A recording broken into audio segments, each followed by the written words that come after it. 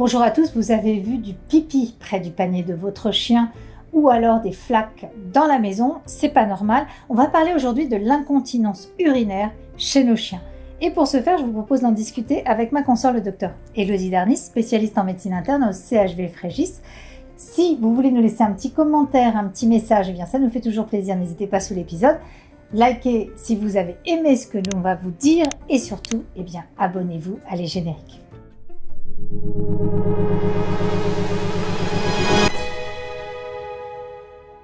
Bonjour Élodie. Bonjour Valérie. Je te remercie de m'accueillir ici au CHV Frégis dans ta salle de consultation avec le beau Marcus, un adorable petit Shetland qui reste en place mais sans gâteau, t'es mignon. On va parler de l'incontinence urinaire chez nos chiens. Alors souvent, on a des gens qui nous racontent, j'ai un chien ou une chienne qui voit arriver des personnes à la maison qui sont très contents et qui font des pipis de joie. Ça, c'est pas de l'incontinence urinaire, c'est de la malpropreté. Exactement. Les pipis de joie, on voit les animaux faire en fait. Ils vont être hyper contents et faire pipi sous eux. Et comme tu dis avec la malpropreté, c'est vraiment volontaire. Vous allez voir l'animal se déplacer, aller marquer à une zone, faire pipi souvent aux mêmes endroits, mais vous le voyez faire. Ouais. C'est vraiment une miction volontaire. Alors que l'incontinence urinaire, finalement, le chien ne se rend pas compte qu'il urine. Et j'ai envie de dire un peu grossièrement, il fait pipi sous lui, quoi. Enfin, c'est ça, non, grosso modo. C'est exactement ça. En fait, ce qu'il faut vérifier souvent pour l'incontinence que nous signalent les propriétaires, c'est qu'ils retrouvent des urines dans le panier. Un chien, en fait, c'est très propre. La plupart du temps, ils n'urinent pas dans leur panier. Ils sont aussi parfois souillés. Ils peuvent avoir vraiment les poils tout humides le matin ou au cours de la journée, en fonction de la cause de l'incontinence. On peut même parfois avoir des chiens qui ont du goutte à goutte. Des pertes d'urine, on peut les suivre à la trace. On les suit à la trace et puis oui, tu as le panier, tu as leur zone de couchage qui est totalement humide et effectivement. La problématique, on aurait souvent tendance à croire quand on écoute les propriétaires de chiens qui viennent nous consulter, c'est que on pourrait se dire de façon caricaturale, c'est un chien senior, un chien âgé. Parce que souvent maladie hormonale, syndrome de Cushing, je vous invite à revoir notre épisode d'ailleurs sur le sujet, un chien qui boit beaucoup, donc urine beaucoup. Mais non, ça peut toucher des animaux de tout âge. Effectivement, l'incontinence urinaire, elle peut vraiment se situer pour tous les animaux à n'importe quel âge, tu as vraiment raison. Les jeunes, on va plutôt penser malformation. On peut avoir ce que l'on appelle des uretères ectopiques. Alors, qu'est-ce que ça veut dire?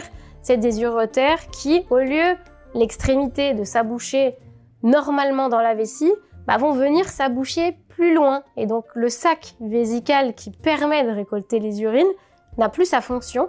Et du coup, les urines, elles sortent directement.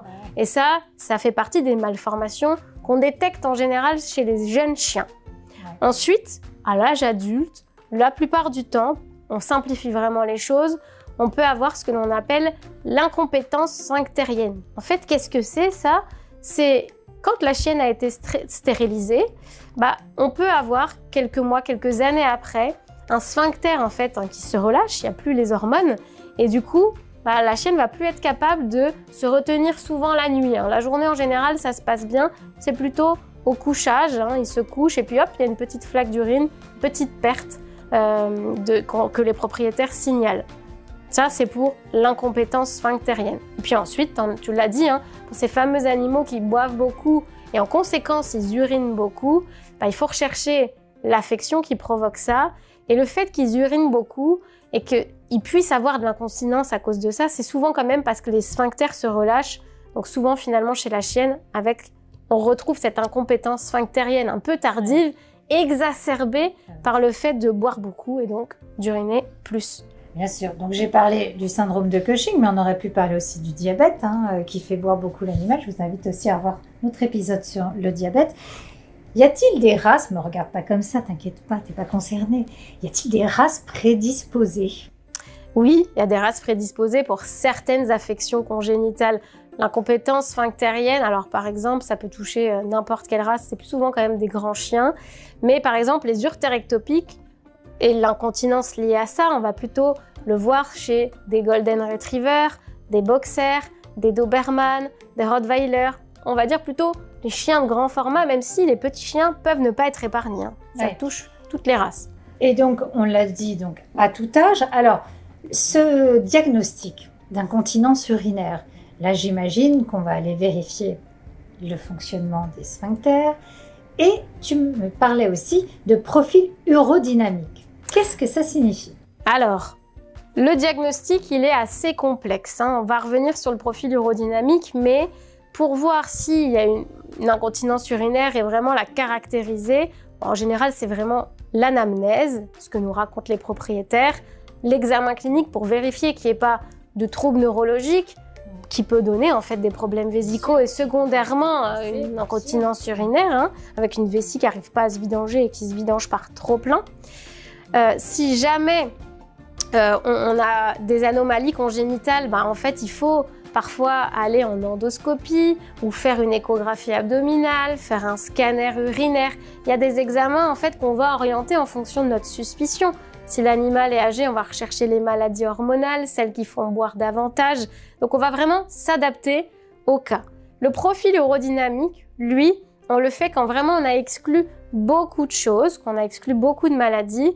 Et idéalement, on devrait le faire pour se dire « Ok, on n'a rien trouvé, c'est probablement une incompétence sphinctérienne. » Et c'est là où le profil urodynamique a un intérêt pour vraiment se dire que c'est vraiment ça. Alors en pratique, on le fait pas beaucoup parce que c'est pas un examen qui est vraiment disponible à énormément d'endroits. Hein. C'est assez spécifique. Bien le manier. Et voilà. Et alors, on se le réserve la plupart du temps sur les affections qu'on comprend pas bien, les affections neurologiques. Là, ça va vraiment avoir un grand intérêt. La plupart du temps, pour les incompétences sphinctériennes, on le fait pas et on essaye le traitement et on voit si ça fonctionne ou pas. Mais ce profil urodynamique, c'est une petite sonde en fait qu'on vient mettre sous tranquillisation dans l'urètre. C'est exactement comme la médecine humaine, puis dans la vessie. En fait, on va mesurer les pressions et voir quand on remplit la vessie, etc. Comment elle se contracte, est-ce que l'urètre s'ouvre. C'est du dynamique. Une vidange, quoi, finalement. Exactement. C'est de la plomberie pour savoir si ça se vidange bien. Ce que je comprends, et on va le voir dans notre second épisode, c'est que finalement, le traitement va être fonction de la cause. Exactement. Du coup, c'est là où c'est délicat. C'est-à-dire que si c'est une anomalie congénitale, par exemple urtérectopique, on peut la corriger. On a maintenant des techniques minimalement invasives où on va en endoscopie et avec un laser ou même avec des petits ciseaux, on peut venir découper en fait l'urétère tout du long jusqu'à venir créer l'abouchement dans son lieu normal, donc au niveau de la vessie. Ça se fait assez bien en pratique. Incompétence sphinctérienne, la plupart du temps, le médicament que l'on va donner fonctionne, va resserrer les sphincters et faire que la chienne ne perde pas trop d'urine. Si par contre, ça ne fonctionne pas, on a des techniques aussi un peu minimalement invasives où on peut injecter du collagène en endoscopie dans le méa urétral. Donc c'est le dernier morceau entre la vessie et l'urètre pour faire comme un sphincter resserré. Et alors par contre, c'est pas définitif, ça va marcher une année en général. Ça veut dire qu'après, il y a des risques de récidive. Alors soit on le refait, soit si le traitement médical fonctionne pas et que le collagène, on en a marre de le faire, on peut faire ce qu'on appelle un sphincter hydraulique. Donc là, c'est vraiment une chirurgie. On vient mettre un appareillage qu'on va réajuster au fil du temps pour resserrer le sphincter et faire qu'il n'y ait plus d'incontinence. Le traitement médical, Élodie, à base donc de phénylpropanolamine, on l'aura deviné, en tout cas les vétérinaires l'auront deviné qui nous écoutent. Il est à vie ce traitement ou pas? Parce qu'on sait que ce qui est compliqué, c'est qu'il va falloir que le vétérinaire trouve la plus petite dose efficace finalement. Oui, c'est l'objectif. On pourrait probablement le laisser à une dose normale 3 fois par jour, mais in fine, ça coûte des sous. C'est assez cher, donc si on peut trouver la plus petite dose, c'est mieux. Ça peut parfois être aussi problématique de le donner 3 fois par jour pour les propriétaires. Donc, on essaye de trouver la plus petite dose efficace. Parfois, c'est même 1 jour sur 2, et ça suffit à contrôler les signes. Et finalement, c'est un médicament qu'on peut utiliser à vie. Il faut juste s'assurer qu'avec la prise de traitement, il n'y ait pas au début, en tout cas du traitement, ce que l'on appelle d'hypertension artérielle. C'est quand votre pression, quand on mesure avec le petit Doppler, augmente trop, parce que là, c'est délétère pour les reins et donc on arrêterait le traitement. C'est quand même rarissime, mais il faut le vérifier. D'accord. Et alors, la dernière question, c'est que nous, en humaine, hein, on le sait, c'est qu'on a souvent la possibilité de faire de la rééducation lors d'incompétences bactériennes, hein, pour justement nous aider à mieux contracter et éviter donc ces problèmes d'incontinence. Chez le chien, ça n'existe pas cette rééducation. Alors non, parce qu'en fait, c'est pas tout à fait la même problématique. Finalement, ce dont tu parles, c'est plutôt chez la femme après un accouchement. La plupart du temps, on a un périnée en fait qui se relâche et donc du coup, secondairement à un exercice, à de la toux, on va avoir des fuites urinaires, donc de l'incontinence. Finalement, c'est la même chose. Chez la chienne, finalement, c'est pas secondaire à un relâchement du périnée. Là où nous, on a toute cette rééducation, c'est sur le périnée. Après, il peut exister aussi de la rééducation pour le sphincter, mais probablement plus pour suite à des handicaps ou des traumatismes du nerf. On peut essayer de faire en sorte de le réhabiliter via des choses un peu complexes, mais chez le chien, en tout cas pour ceux dont on a parlé, les ectopies, l'incompétence ou les maladies qui entraînent cette incontinence, il n'y a pas de rééducation parce que c'est pas vraiment la même origine. Oui, tout à fait. En tout cas, je te remercie beaucoup pour toutes tes lumières parce que je pense qu'il y a pas mal de propriétaires qui se posent cette question d'incontinence urinaire chez leur chien.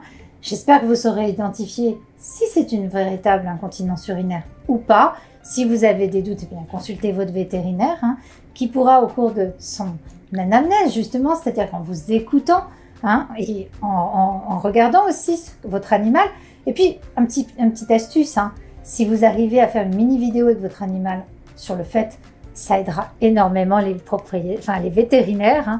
Je vois que Élodie hoche la tête parce que ça paraît bête, mais ça aide aussi à savoir s'il est vraiment incontinent. Est-ce qu'il y a un problème aussi neurologique? En plus de la consultation, c'est très très utile pour nous vétérinaires. Si vous avez aimé, n'hésitez pas à liker, abonnez-vous, suivez-nous et puis n'hésitez pas à partager cet épisode. À très vite. Merci beaucoup Élodie. Merci Valérie. Merci Marcus. Merci beaucoup.